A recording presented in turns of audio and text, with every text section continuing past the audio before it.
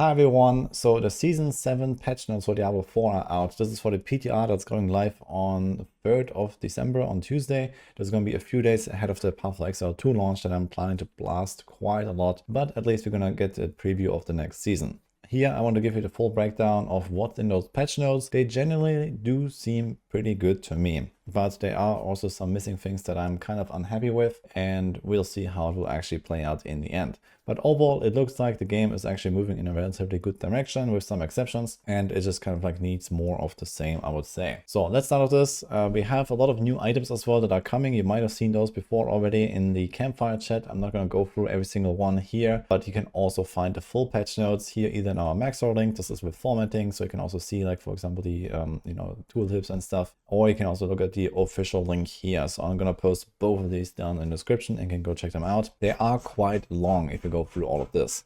So in order to keep this as brief as possible, I will also be skipping through a bunch of stuff and focus on the bigger picture here. So TLDR is, first of all, the season theme is relatively good, I guess, not very innovative, but if you haven't seen it, it's like basically a mix of season 1 and season 2. There's going to be like some zone takeovers similar to like the Vampire Tide, for example, that we used to have, where you can get like lots of extra monsters and whispers. And then there is going to be new like gems. We have them here. This is like the witchcraft season theme, where you get like some kind of vampiric powers from season 2. You can choose a few of them, and then you also get these extra gems that you can put into your jewelry. So this is the season theme that has already been previewed, and there's nothing new about it so far. But if you want to check that out, you can also find the other post here that explains all these powers and lists them. Overall, this means that we're going to be a lot more powerful, with the exception of the Spiritborn. Spiritborns are going to be a lot weaker because they were a bug to hell, and now most of those bugs at least seem to be fixed coming up in Season 7. But the TLDR is that everyone is getting a lot stronger, and there's going to be quite a lot of new builds. And I would definitely expect even non-Spiritborn classes in the future to push beyond like Pit 120 or even 130 or something like that with their best builds. And probably pretty much all builds will get to like Pit at least 90 or 100 or so. So even the pretty weak ones. What it means is that Blizzard seems to have backtracked from their original design intention of, kind of like making Torment 4 pretty hard and only a few people get there and stuff. It seems like everyone is basically eventually gonna blast through Torment 4 with those changes that we see here. There's a lot of power creep in this patch that, on one hand is fun, but on the other hand also somewhat concerning for the long-term health of the game. So we'll see how this will develop after this season. And I could also imagine some things to get tuned down a little bit based on the PTR testing. Now let's talk about the individual class changes, which is most of the stuff that's in here. We're starting with the Spiritborn, which is like at the top of this patch notes post here, because they go with like first the Vessel of Hated stuff, and then they go with like the, overall base game updates. So about the Spiritborn, you need to know that most of the big bugs are fixed. If you don't know what they are, you can also check one of my guides here. For example, I actually put this information in there. If you took look at, for example, Quillvolley, it explains it all here if you're curious about it. But TLDR, the Spiritborns were like, a million times stronger than everyone else, thanks to some bugs, and those are getting addressed. This doesn't mean that Spiritborn is going to be weak, but you're not going to blast anywhere close to like 150 in like 2 minutes anymore. But instead, you're going to be, much more balanced, let's say. Overall, core skill stonks are going down because of a lot of Capeleka nerfs, and other skill types are going up, as a result of buffs or just like, evening it out basically. So I expect the Spiritborn to be a lot more balanced with a lot of their skill set. So especially potency skill seems to be a thing. We're gonna get some like Razor Wing updates. There's lots of like other small buffs in here. I could imagine, for example, Stinger to be relatively good now. There's a lot of Pestilence Swarm stuff that is getting buffed here, for example. So I'm definitely excited to try that. I'm a big enjoyer of Stinger. And yeah, overall, I think that Spiritborn is going to be a much more reasonable class now. We'll see about the basic skill builds, if those are really going to be powerful enough. But there's also some Thorns stonks in here. They're buffing, for example, some passives. And they're also allowing you to like poison enemies much more reliably. So for now, I would say for Spiritborn, it looks like we're going to have a much more balanced meta. We'll see how exactly the balance will land here. I expect Stinger to be good. Razor Wings could be good. The core skills in general or payback, you know, there could be still some capability setups here, potentially even some overpower setups, but overpower stonks are also going down quite a bit here with those bug fixes. So we'll see how exactly this will go. Overall though, they're doing some cool updates here. For example, Auspicious is going down to the 2-second timer, which is the passive that gives you a barrier when you don't take damage. This is pretty nice because it just can be your only source of a barrier in some cases, especially for speed farming builds, and you can still be fine with this.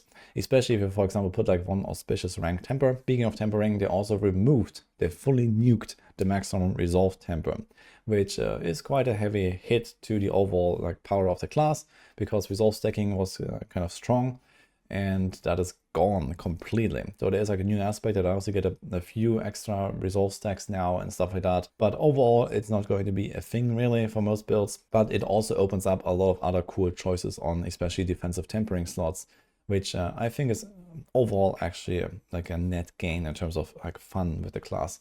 So we'll see how the balance will land. But this is definitely a huge change here.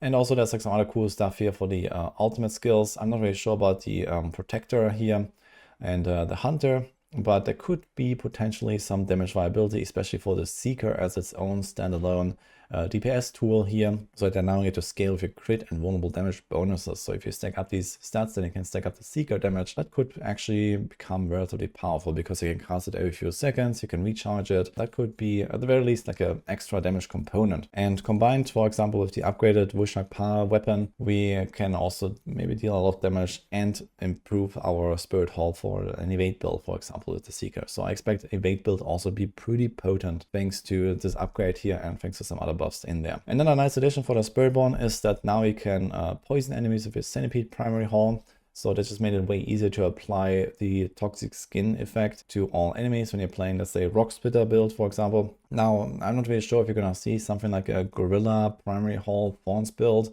That was already somewhat weak in the first season here. Right now, my money would be on Rock Splitter to be like the Thorns build, and this can easily use something like the Centipede Haul here to become more tanky, apply the slows, and also the poison. So it's going to be like a very comfy setup playing like this. If you want to do like a Thorns build, then Rock Splitter is the way. There's a bunch of other small changes here. For example, Razor Wings tempering is now double damage instead of cast twice, which is, you know, usually a downgrade, but in this case actually an upgrade, because you sometimes just hit the cap and then the despawn. So that is not going to happen so easily anymore.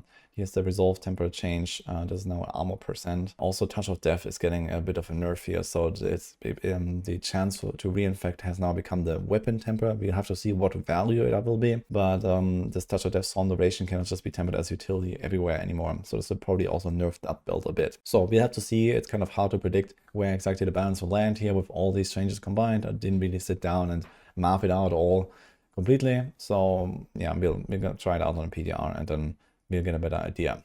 Here's also a bunch of legendary aspects here, nothing really crazy. Acceleration is getting a bit better, which is useful for the evade build. Allows you to reset your evade more easily. Pestilence, Stinger stuff is getting a lot better. So I imagine Pestilence with like a Pestilence Swarms, a Stinger could be a pretty good build here. There's also some Paragon updates that allow poison builds to just be a bit more powerful against bosses. There's like the bitter medicine node, for example, it has now become useful. So this is definitely a Paragon board worth considering when making your builds in the future. And also some unique item updates. Band of First Breath especially stands out a little bit, and the wudijo. So wudijo goes from one user stat to also have maximum life, and also it gets 200% potency and not just 100. So I think this is gonna make its way into some builds as well.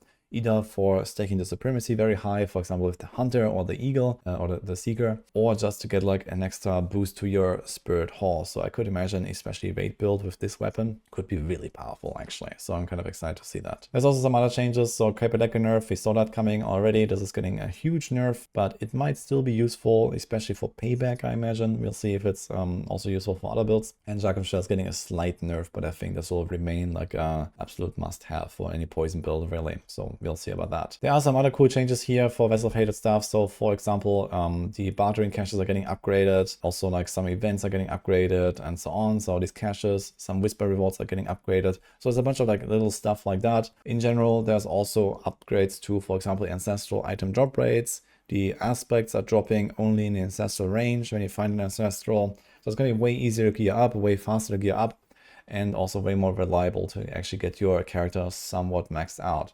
Unfortunately, there is no mention of masterworking, which is somewhat disappointing here.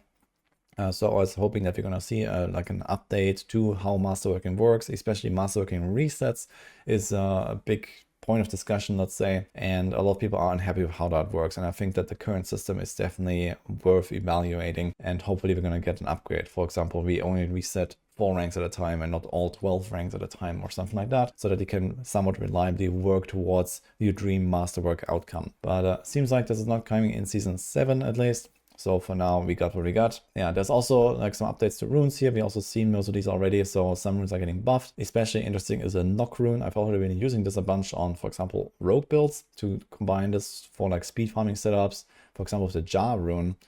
So that is a kind of like an interesting combo here that I've been using already, and that is getting like twice as good now because they're reducing the cost of jar rune to 250.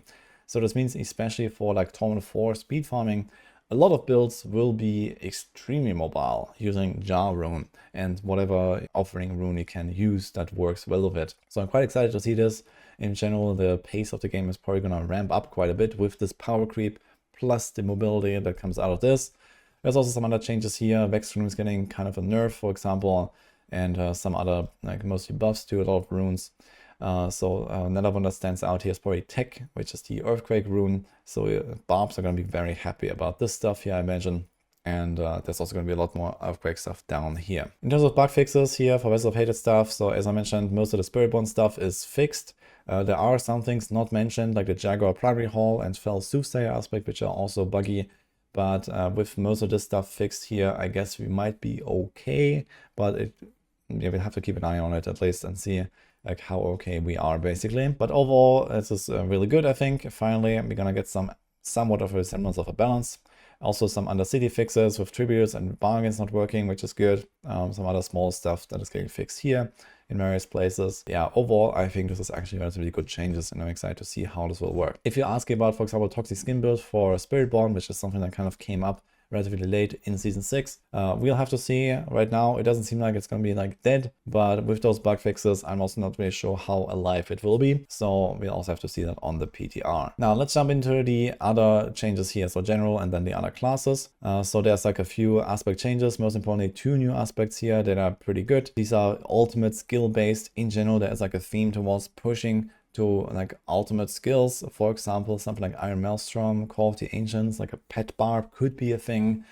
You might see some stuff maybe with like, you know, Inferno in the future for the Sorcs. I already showed like the stuff for Spiritborn, for example. There's also like some other little things here that makes some ultimates a bit better. Shadow Clone is also one that stands out, I guess, for the rogues. That might actually be a pretty meta skill now, because if you haven't seen that, they are reworking basically all minions to have like a general like similar like mechanic, which is called summons, and anything that is like minion based is now summons. And they also work with all of your character multipliers and all of your aspects, and it sounds like, at least on paper, this is going to be very good. Like all kinds of minion stuff, pet stuff, you know, like companions, sounds like it's going to be relatively strong. And on top of this, the ultimate stuff as well. So this is going to buff stuff like, for example, Death Trap build, Rain of Arrows, you know, some other stuff that, you know, we already have like existing ultimate based builds. Bloodwave, I guess, for necromancers as well. Maybe even other stuff like Soul Rift is getting quite some value out of this. Maybe even Bone Storm. So you can definitely do a lot of stuff with this here, and I'm pretty excited to see what will come out of it. Then we have the Barbs. They're getting a new Hammer of the Ancient / Earthquake chest and some other like Earthquake buffs. In general, Earthquake is going to be very good on Barb. It was already relatively potent, and outside of Mighty Throw, like pretty far up there, I think. Mighty Throw, it seems like it's getting tuned down because they're fixing some of the snapshotting. There was a lot of shenanigans where you can, like, you know, snapshot extra damage aspects and even overpowers and stuff like that into your throws, and they were ridiculously strong because of that.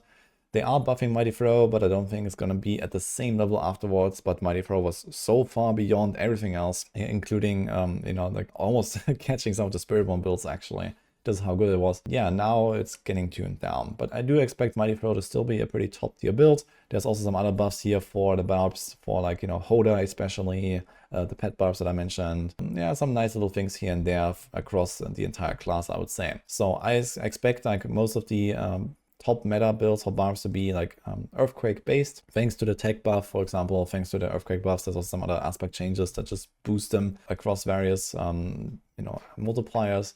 And those are going to be pretty strong, I imagine. For the Druids, here we have like the new items. They are werewolf themed. So there's like a new amulet, for example. I'm not really sure how good this one will be because no envenom ranks. It has feral aptitude at least and some other kind of okay stuff, but we'll see. It doesn't really strike me as like super powerful.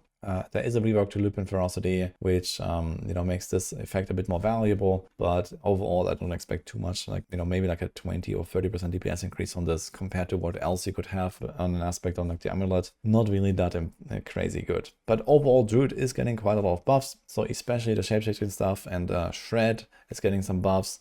It also seems like there's going to be a lot of extra ways to apply poisons for the Druids. So this might mean that we're even going to see something like Tornado without the Tempest Roar, and it's going to be like a human tornado caster or something like that, because you get like various poison procs now. You can get one from the Spirit Boons, which are also getting buffed across the board. There's also, for example, a rework to the like legendary Paragon node. There's a bunch of stuff there that makes applying poisons much more easily than it was in the past. So I expect this to be quite good for basically all of the caster builds. And yeah, in general, they're buffing a lot of the werewolf stuff. We might see less shapeshifting in the future and more like, you know, direct casting, more human form casting, or more just staying in one form, for example, with lots of the werewolf stuff. So you might actually see like pure werewolf builds, for example, pure bear builds again, and so on. So I'm quite excited for that. This is something that I think a lot of Druid players have been asking for, and let's see how this will play out. For the Necromancers, the cool new stuff is mostly these unique pants here. So there's one based on Blood Wave. We're gonna get like a real Blood Wave build where you can like cast two of them at the same time, and they kind of like, you know, smash enemies together, and this seems to be very powerful. The Blood Spirit, or what is it? The Spirit Wave build is gonna be dead, it seems like. So they have fixed the bug with the Blood Artisan's Kiras, scaling your damage to the moon. So that was probably gonna be dead, but the pure Bone Spirit build will still persist and probably still be pretty top tier. I'm not sure exactly how strong this Blood Wave stuff will turn out, but this also seems pretty good. There's also this Blood Spear stuff here, where your Bone Spear can become a blood skill now. And in general, Necromancers are getting various ways to, like, you know, mix passives and skills together over different categories. So for example, like they changed one of the passives that was previously just a blood passive to now give you overall damage boost while healthy, and these kind of things. So I expect there's going to be a bit more mixing and matching here, which is also pretty good. So I think Necromancer is going in the right direction with this. And this is also something that I found to be kind of lacking with the class. And I'm quite excited to see where this will go. The Rogue's getting some new stuff here. So we have the Assassin's Stride unique boost. This is like a Shadow Imbuement slash mobility skill base. So there's something for like a Shadow Step build, for example. In general, there's like a big Shadow theme this season for Rogues. Shadow Clone is also making a comeback, as I said. So there's some stuff like that. There's also some buffs to like Twisting Blades, for example. Twisting Blades could be pretty top tier build. Rain of Arrows, Rapid Fire. So those are probably going to be like the highest pushers at least. But overall, Rogue is looking really strong. They've also done a bunch of upgrades already in the latest mid-season patch in Season 6. And yeah, I expect the Rogues to have the most diverse meta, at least in terms of playstyles. There's probably going to be like a dozen builds or so that will like easy peasy destroy everything in the late game. And then some will go a bit higher than others in the pit and stuff. But yeah, I expect there's going to be a lot of variety here on the Rogue. So that is really cool. This kind of like extends the arsenal of you know, what you have available as a Rogue. Shadow Imbuement is definitely something worth taking a look at. I'm going to be trying this out, and it sounds like this is going to become a lot more endgame viable with like the Alchemical Admixture key passive. Also some cool new tempering recipes here. You can get like cooldown reduction. We don't know how much, but it could be quite a lot. But yeah, this can be pretty strong here. And for the Sorcs, I do have to say it's not looking all that crazy good. They do get two unique focuses, both based on Ball Lightning. So there's two separate ways to play Ball Lightning. One is like the spinning, you know, basically what used to be the gravitational aspect, which is now this unique focus, and the aspect has been changed. And the other one is like this super Ball Lightning, where you shoot out, like, you know, Ball Lightning is actually at max range and then they explode. It sounds kind of interesting. I'm kind of curious to see how this experiment will go with like making different versions of skills, because it's something I have been asking for as well. And we have not received this until now. So I wonder how this will feel to like, bounce between the two different setups and letting people choose between one or the other, and how Blizzard will also balance it. So it will really come down to the balance in the end, I guess. If one is like way stronger than the other, then, the other one is useless. But I hope that they're gonna try to like figure this out here and make this somewhat balanced. And then it's gonna be like two separate versions of ball lightning. So that's going to be kind of exciting here. There's also some rather drastic changes here of the Sorcs that you're going to see down below. But basically what you need to know is Conjuration Mastery is now exclusively a Conjuration passive. So you're not going to shoehorn in like all the conjurations into every single build anymore. And also Burning is no longer going to be a part of most of the Sorc builds. With Devouring Blaze reworked to now be exclusively a crit pyromancy passive. This means that, for example, you don't have to do like, burning, just for Devouring Blaze and the damage reduction anymore. It's going to open up an extra enchantment slot. This Firebolt enchantment also has been reworked to no longer burn enemies. It now heals you, which is pretty useless. So overall, it seems like they want to break up the meta a bit and make things a bit more like open. And they can like especially use more enchantment slots. However, they kind of like missed reworking the enchantments on the Sorcs. So this is kind of a sad story here where, yeah, they reworked like 2 whole enchantments, Firebolt and Flame Shield, and that's about it. And I was actually expecting we're gonna see a lot more of that. So it's a bit disappointing, I gotta say, but we'll see how the Sorcs will like shape up in the end. Overall, I do have to say that the Sorcs seem to be getting this short end of the stick yet again here, even though they are doing these kind of like bigger changes that, like actually remove this oppressiveness of some of those effects that we had to have in every single build. It doesn't seem like they are really compensating enough for the loss for the builds that cannot use this anymore. Like basically every build uses Conjuration Mastery. Frozen Orb is also going to be in kind of a weird spot where you have like all this conjuration stuff on your Fracture of Winterglass that is now pretty useless, for example. Yeah, overall, I would expect the Sorcs to not really be that powerful. Outside of maybe some of the like, new ball lighting stuff, well, Shatter shenanigans has not been addressed, for example. Shatter has been bugged ever since and is like the main reason why Sorcs can actually push very high, because there's a bunch of like double dipping bugs going on and those have not been addressed. So it seems like maybe this is why Blizzard is not really buffing the class as a whole or so, but I guess we'll see how it will play out. There is definitely like a bit of potential for some new stuff here. There's also the Shocking Impact passive, which is this one here. When you stun an enemy, it can now also proc on the boss when you attempt to stun the boss. And there's also like some other buffs for this passive. So it could maybe try to build around this as a new archetype, like the Stun Sorc or something like that, and we'll see how this will play out. There's also some other upgrades here. For example, Splinter Energy now works with your Lightning Spear ranks. This might actually be a bit of a nerf as well, but depending on how high ranks you get and how much of like a conjuration bonus you have, it might be relatively strong anyway. So I expect that to be still really good, and a bunch of other like somewhat useless like changes here to some of those aspects and other things. What can be said though is that there's a lot of upgrades here in the Paragons as well. So there's going to be, for example, Caesar's Conduit node, Static Storage node, also some stuff, for example, for ultimate skills. I'm not really sure if ultimate skills are going to do damage on their own. But there are also some buffs that are kind of like coming back after those changes here with like Devouring Blaze, Conjuration Mastery, and so on. But yeah, this is kind of like what to expect here on the Sorc. But the new PTR is not the only good thing coming up in Diablo 4 soon. There's also the next PC giveaway from the Crimson Market, which are sponsoring this video. So thank you to them. And if you don't know about the Crimson Market, I've been partnered with them for quite a while now, since season 1 or season 2, I believe. And I had pretty good success using their trading platform. They have this Diablo 4 and now also Diablo 2 Resurrected here, and it's very simple to use. So you have this search interface here. You can copy paste images of an item, and then you can set a price, and people can bid on the item. You can log in very easily here with just, for example, connecting your Discord account.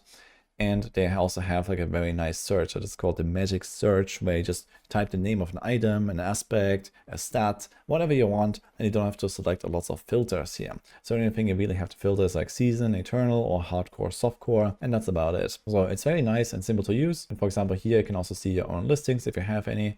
For example, I have also been selling some stuff this season, and I had very good success with this, getting a lot of gold to upgrade my characters. The cool thing is that, for example, their bot is also on many Discord servers, including my own, so I actually have some trade channels there, and this is like also on lots of other Discord servers. So if you go here, for example, I have these default trade channels, and this is actually linked to their website and to all other Discord servers using their bot, which apparently are over 100 servers. So there's a lot of communities out there, and they're all interlinked with this system here. But that's not everything. As I mentioned, they have the PC giveaway coming up, and this is this one here. So they have their loyalty club that they give away PCs pretty much every month. So this is the PC giveaway that they're doing here, and this is a really interesting one. So they have like these custom builds, and this one has a real diamond inside. This is like the biggest PC giveaway yet, and it looks incredible. It is like Vessel of Hatred, Spiritborn themed, and they have like this diamond there, and then, you know, this is the entire PC, this pyramid here. So I think this is a really cool design, and they do a lot of cool stuff like that. You can also see, for example, the previous awards that they have done here. They had like, you know, other cool PCs like the Bumblebee and the Crimson Clock. I love that one from last Epoch, for example, and so on. So they have really cool stuff they're doing for their loyalty club here, and you can see all the details about the PC. It's going to get given away live on stream here on Rax's stream. So it usually bounces between Rax and me, who's also working with them. And it's going to be on the 30th of November at 13 CST. So be there if you want to be, you know, following the giveaway live, but you don't have to be there live in order to, you know, have a chance for the giveaway. So everyone who is part of the loyalty club is automatically entered, so you don't have to worry about actually being there. But you can see all the details here. It's a pretty big PC, and in order to join, you can get this golden ticket that you can get for free, and you get like basically one-time loyalty club subscription for free. And then you can, you know, sign up, and if you don't want to continue it, you can cancel it again. There's no minimum fee or anything like that here. So shout out to the Crimson Market for doing such an amazing job with their giveaways. I'm really excited to see this thing and who's gonna get it. So go check out all the details. I have a link down in the description and in a pinned comment. And let's go back to the video. And that's pretty much it for the class changes. So the rest is, yeah, like a few other like small things. There's like a new Night Dungeon affix that's coming into the game, and some instance buffs and so on. Yeah, that's pretty much about it though. So this is what we got here. As I mentioned, I will be blasting the PTR when it goes live a little bit at least, because this is right before the PoE 2 launch, which everyone is hyped for. And this season is going to be like kind of far away from now. So, but for now, we can at least do a little bit of cooking, see what all these changes will do. There is definitely quite a shake-up here with the balance between classes and builds. So it was actually relatively good in some cases for the existing classes. And now I guess you're going to see like a much more unbalanced meta again. But overall, everyone's going to be quite powerful thanks to, you know, generally buffs across the board, plus the new season theme that is actually like a borrowed power season theme again, like we used to have in season 1 and 2 and 3. So we're getting quite a lot of value out there. There's a lot more details in here, so it took me quite a while to go through those patch notes and try to condense it as much as I could, but I think I painted the overall picture relatively well here. If you want to see more, then I recommend go read through the patch notes. If you want to, you know, check out certain things or look for certain bug fixes and so on, there are a lot of them in there as well, for example. And otherwise, hope you enjoyed this video here. Let me know what you think about it, and then stay tuned for probably some uploads from the PTR, and then closer to season 7 launch, you know, after I've been blasting PoE for a while, I'm probably gonna go back to also, you know, updating the guides, making new videos and all that kind of stuff. So hope you like this, and I'll see you guys next time.